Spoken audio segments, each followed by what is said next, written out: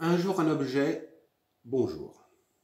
On sait que chez les Romains, chez les Gallo-Romains, et notamment à la fin de la République et au tout début de l'Empire, les dames avaient une coiffure longue et très élaborée, et les hommes avaient le visage glabre et les cheveux courts.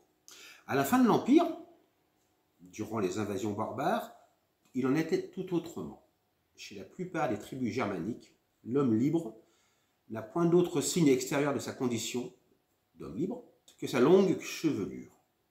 Par exemple, la loi des Burgondes nous dit que celui qui, sans la volonté de ses parents, aura tondu un enfant chevelu, paiera 72 solidi. Quiconque aura laissé croître la chevelure à un esclave ou à un ingénu fugitif donnera pour amende 5 solidi et sera tenu de payer le prix même du fugitif.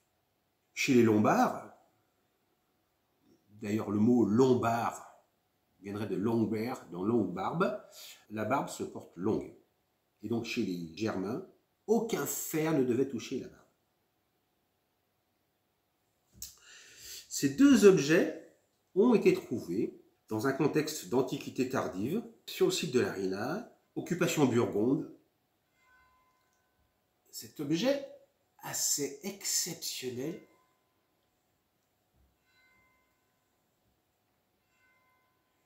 et typique de l'artisanat germain est un objet de tabletterie. Ce qui veut dire qu'il a été fabriqué à partir d'os. On observe une denture, des picots, sur ce côté-là, et de l'autre côté, une denture beaucoup plus fine. C'est un peigne burgonde. Sa fabrication est assez élaborée et assez typique de la fin de l'Antiquité, c'est-à-dire qu'il y a plusieurs éléments, des plaquettes assemblées entre elles par un axe transversal riveté. Il diffère des peignes gallo-romains qui souvent sont en buis. Ce peigne a sûrement été trouvé, comme dans beaucoup de sites germaniques, dans des sépultures. Pourquoi? Parce que, comme nous l'avons dit, la chevelure du Germain et la barbe étaient sacrées et intangibles. Certains les portaient longs derrière, d'autres les attachaient en queue de cheval, certains faisaient des chignons. Dans certains cas, le chignon était sur le haut de la tête. Dans le cas des Suèves, par exemple, le chignon était en position latérale. Cet objet est un peu plus énigmatique. Il s'agit d'un rasoir.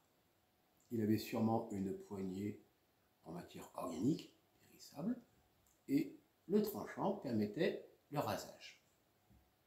C'est étonnant. Nous avons dit qu'aucun objet métallique ne devait toucher la barbe d'un guerrier germain. Une des hypothèses est que les Burgondes qui se sont installés sur le site de l'Arena se sont assez rapidement romanisés, c'est-à-dire qu'ils ont pris la culture romaine ou gallo-romaine et que peut-être ce rasoir servait à un Burgonde qui avait le visage glabre. Un autre exemple du fait que les Burgondes se sont romanisés sur le site de l'Arena, c'est que par exemple, du point de vue religieux, les rites religieux burgondes étaient du paganisme romain, avec l'obole à charon dans la bouche des morts, par exemple. Une autre particularité esthétique des Burgondes est que, avant de s'installer en Gaule, et au contact des tribus venant d'Asie, les Huns par exemple, certains Burgondes ont adopté la mode de la déformation crânienne, c'est-à-dire que les crânes des enfants nouveau-nés étaient enserrés dans des plaques de bois, des sangles, pour allonger le crâne vers l'extérieur.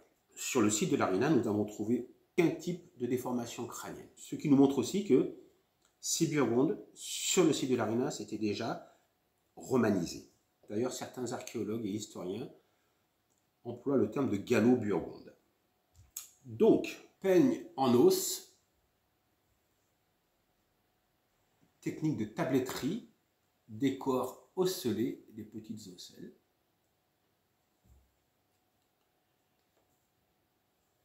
et rasoir en fer. Antiquité tardive, site de l'Arila. Je vous remercie, à très bientôt.